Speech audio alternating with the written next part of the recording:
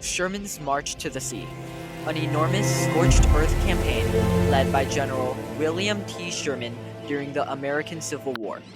Sherman led an army of 60,000 troops on a 285-mile-long march through Georgia, burning everything in their wake.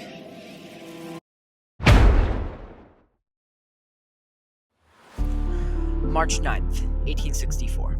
Abraham Lincoln, President of the United States, promotes General Ulysses S. Grant to the position of Lieutenant General and General-in-Chief of the United States. He delegates him with the task of the defeat of the Confederates in Virginia.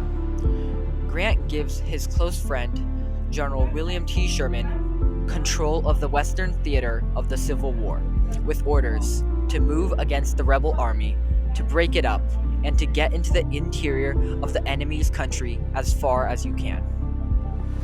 William T. Sherman takes command of the Army of Tennessee. In early May of that year, he set off with over 100,000 soldiers from Chattanooga. They were heading for Atlanta, a key city in the South's war effort. They were facing opposition from Confederate General Joseph E. Johnston, along with 62,000 Confederate troops. In just 2 months, Sherman covered half of the distance from Chattanooga to Atlanta with fewer than 10,000 casualties. Jefferson Davis, then President of the Confederacy, had Johnston replaced with the aggressive John Bell Hood. Sherman fought the siege on Atlanta, and on August 26th, he drove the Union soldiers at the railroad lines of Atlanta, destroying their supply lines.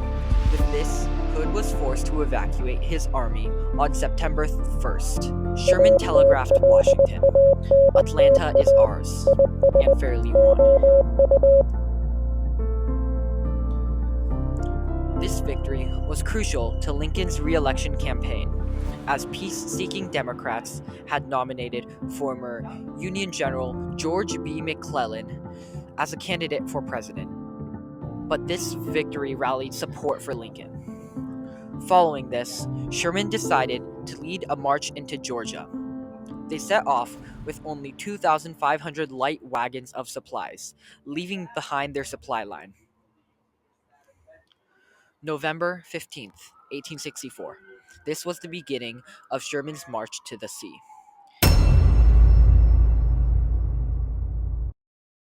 Sherman began a march southeast towards Savannah. During this journey, the enormous front of the Union confused the Confederate generals, and they were unsure where the Union was targeting. Sherman ordered the destruction of all military and economic resources in Atlanta and throughout the march through Georgia. This included railroads, factories, civilian buildings, and farms. Throughout the war, they annihilated civilian supplies. Sherman believed that this would send a message to the South, that the Union was truly capable of widespread destruction in the South. He proved that the Union had power that the Confederates could not resist. Sherman gave orders, forage liberally off the country, to some people in the army. They were called bummers. The army looted the supply of the South, stealing valuables and damaging the economy of Georgia. Unofficial foragers, such as criminals and deserters, caused trouble in the state. Foragers were able to earn a massive amount of valuables each excursion. With this, Sherman sent his message of fear to the South. November 22nd, 1864.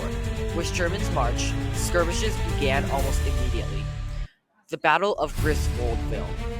Confederates under General Peasant Phillips fought with the Union soldiers near the town of Griswoldville. The Confederates were pushed back by Sherman. While the industrial town was not a primary target, it was still burned by the Union troops. November 24th, 1864. The Battle of Buckhead Creek. Sherman sent his Brigadier General Judson Kilpatrick to destroy major Southern railroads and bridges and free Union soldiers. While Kilpatrick was eventually forced to retreat, they still managed to achieve success in most of their goals. However, At the end of November, on the 30th, they faced setbacks. At the Battle of Honey Hill, a failed attempt to cut off the supply lines of Savannah. However, this did not stop Sherman, and they were nearing the end of his campaign in Georgia. On December 13th, he achieved a decisive victory at Fort McAllister, rushing through various obstacles to overtake and capture the fort that was armed with 15 cannons defending a key supply line. They seized control of a fort right next to Savannah. Following this, Sherman's forces surrounded and laid siege to Savannah.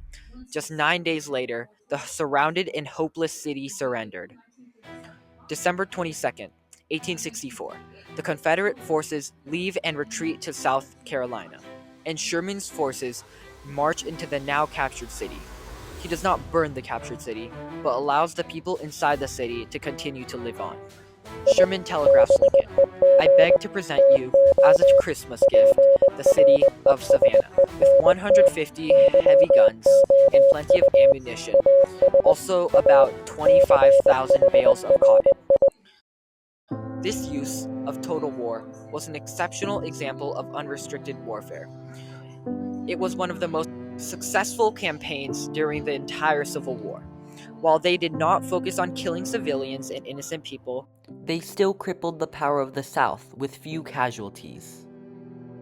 They burned thousands of acres of farms, raided tens of millions of pounds of crops, and inflicted $100 million worth of damage to infrastructure, and wrecked 300 miles of roads and bridges. This damage has still had impact to this day. Sherman's march to the sea was one of the most impactful moments in the Civil War.